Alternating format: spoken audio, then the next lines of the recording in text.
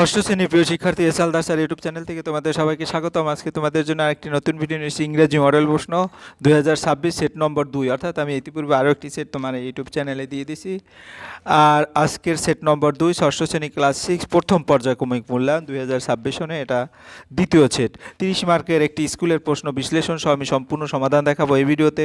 তোমরা পর্যায়ক্রমে ইংরেজি বই যখন তোমাদের পড়বে তখন আসলে কীরকম কী প্রশ্ন আসে সেটা কিন্তু তোমরা বুঝতে পারবে না যদি একটা প্রশ্ন আইডিয়া না থাকে। এ কারণে তোমাদের প্রথমতই প্রশ্ন দেখা উচিত। আর দ্বিতীয়ত, তোমাদের বই যখন কমপ্লিট হয়ে যাবে, যে যত বেশি প্রশ্ন প্র্যাকটিস করবে তার কনফিডেন্স লেভেল ততই সুদৃঢ় হবে। তাই বলবো, তোমরা যারা এখনও আমার চ্যানেলটিকে সাবস্ক্রাইব করোনি তারা এখনই চ্যানেলটিকে সাবস্ক্রাইব করে বেল আইকনটি প্রেস করে দাও এরকম আর অনেক ভিডিও পাওয়ার জন্য। আর এখানে সেট নম্বর 2 তোমরা দেখতে পাচ্ছ একটা পূর্ণাঙ্গ প্রশ্ন। এখানে 1 থেকে টোটাল 6 দাগ নম্বর পর্যন্ত প্রশ্ন আছে। আর আমি এই প্রশ্নটি একবারে, যারা ইংরেজিতে অনেক দুর্বল তাদের জন্য কিন্তু এই প্রশ্নটা একবারে সহজভাবে আমি সমস্ত প্রশ্নের বাংলা মানে করে, যাতে তোমাদের বুঝতে সুবিধা হয় সেভাবে আমি উত্তর দিয়েছি।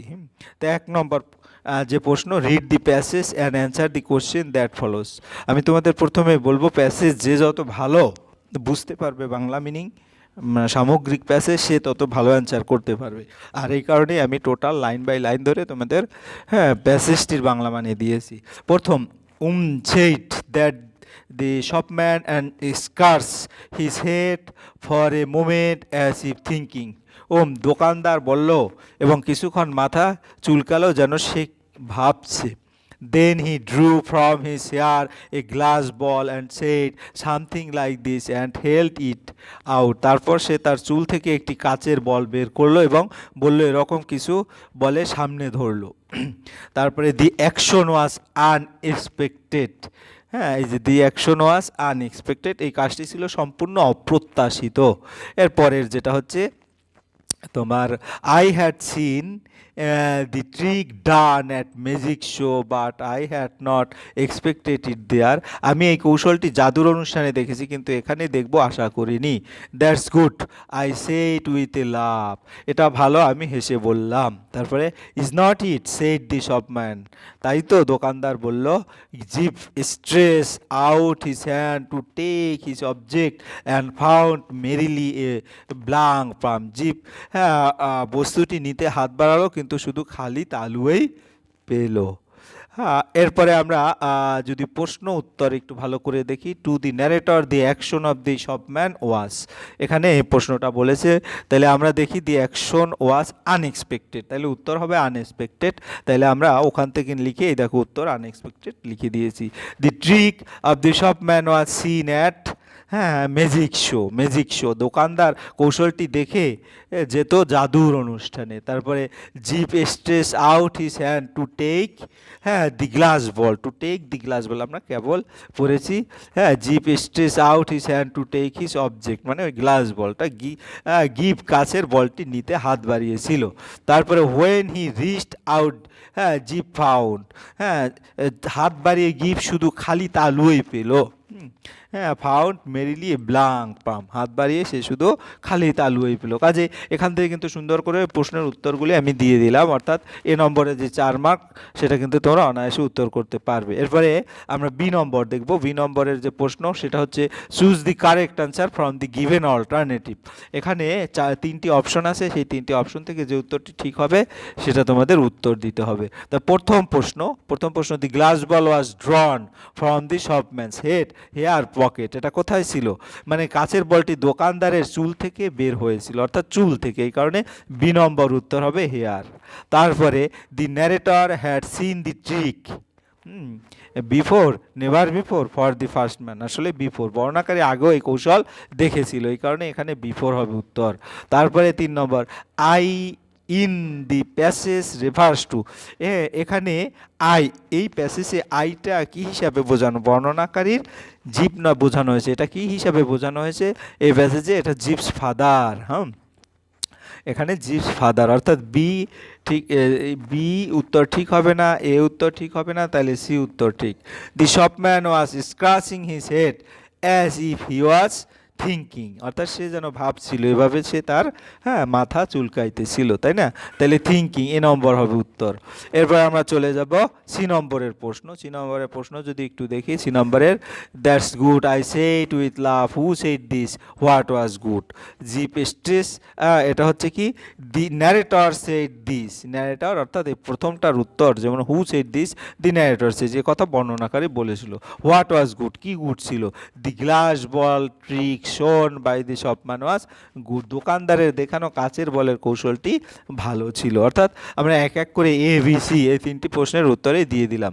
এরপরে আমরা চলে যাব 2 নম্বরের প্রশ্ন, যেটা গ্রামার অ্যান্ড ভোকাবুলারি যেটা আছে। হ্যাঁ, তাহলে প্রথম গ্রামার অ্যান্ড ভোকাবুলারির প্রথম প্রশ্ন, fill in the blanks with appropriate article. তোমরা আর্টিকেল সেই ক্লাস 1 বা 2 থেকে কিন্তু পড়তেছো, কোথায় অ্যান বসে, কোথায় এ বসে, কোথায় দি বসে।